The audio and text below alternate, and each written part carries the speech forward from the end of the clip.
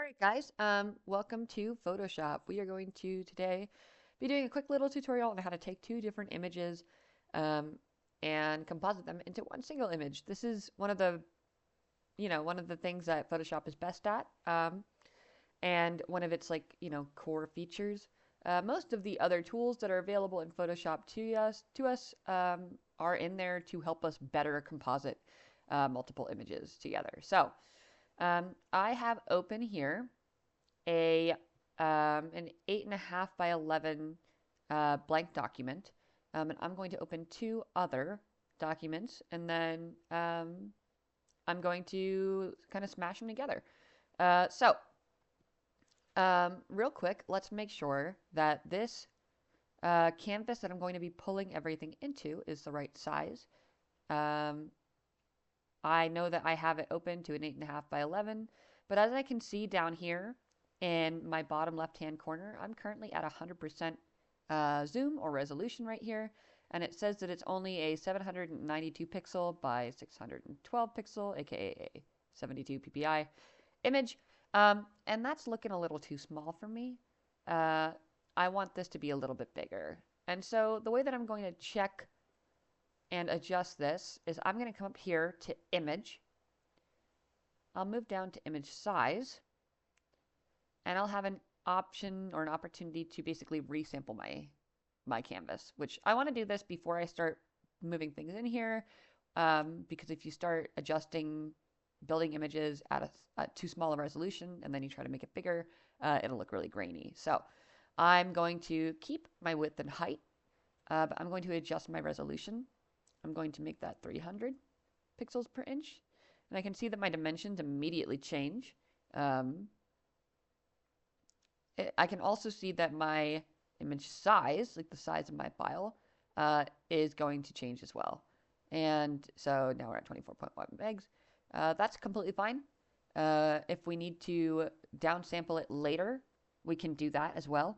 But I want to make sure that I'm starting from a higher res place. So I'll hit OK. And I'll take a second to think about it. Great.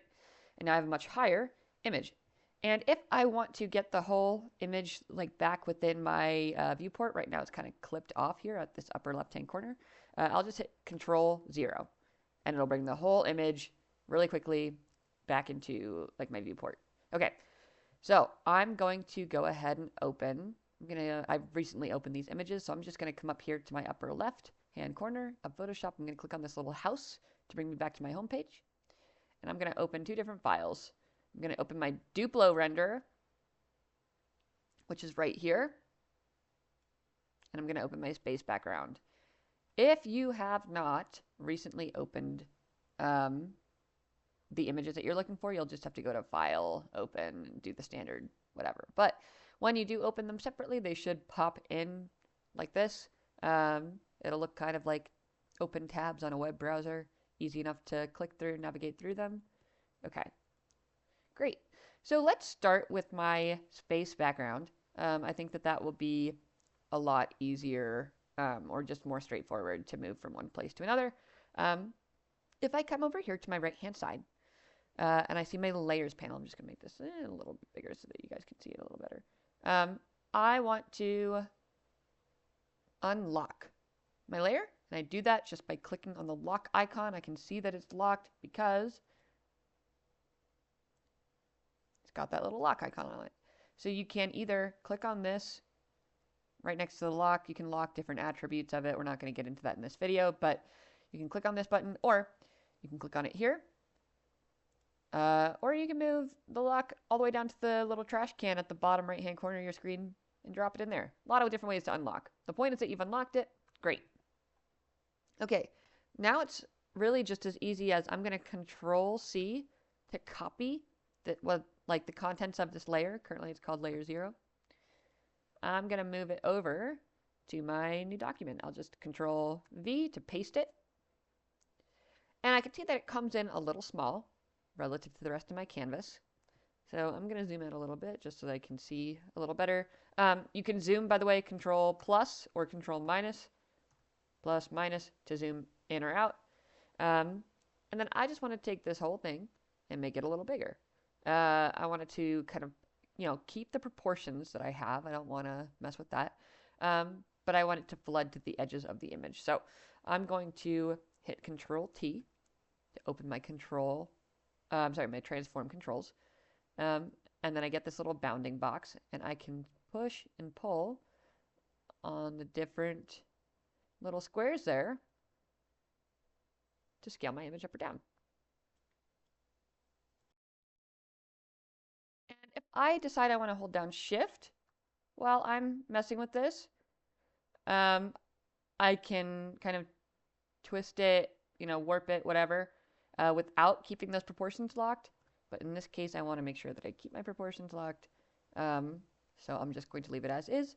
The image will flood past the edges of my canvas. It doesn't mean that it's gone. Those pixels will still be preserved. But for my purposes, I want to just have it cut off here. Great. So once I get my little space image preserved in the place where I like it, I'll just hit enter. And you'll notice that when you hit enter, like all that pixelization that happened from the initial transform, that goes away. It's basically just like holding off on fully rendering the image until you've placed it. It's just a way that it can be more efficient. Okay, so now I have my little Duplo render that I'm going to move into this outer space environment. And I could just come over here, unlock my layer, and then just copy it and move it over into here, paste it.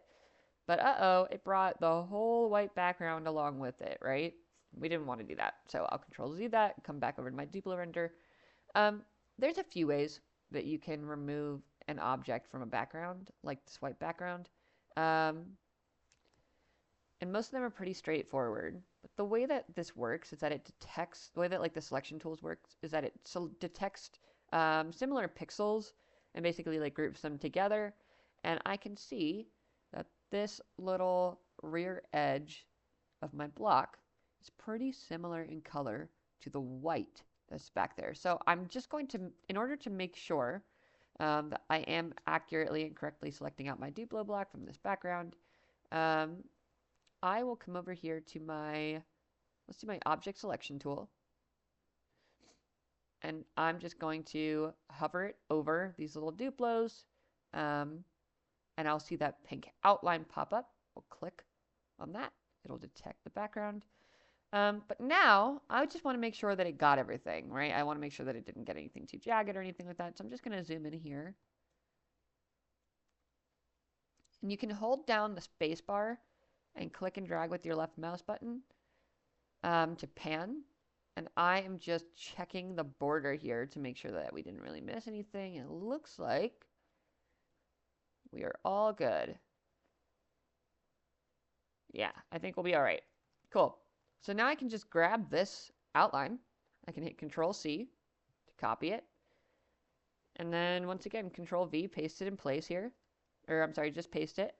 And now I can use my transform tools not only to make it bigger if I want to, I can rotate it, you know, and kind of make it look like it's, I don't know, floating off on the side here. And if I want to flip it instead of just like turning it or twisting it, if I want to like mirror it to the opposite direction, I can right click.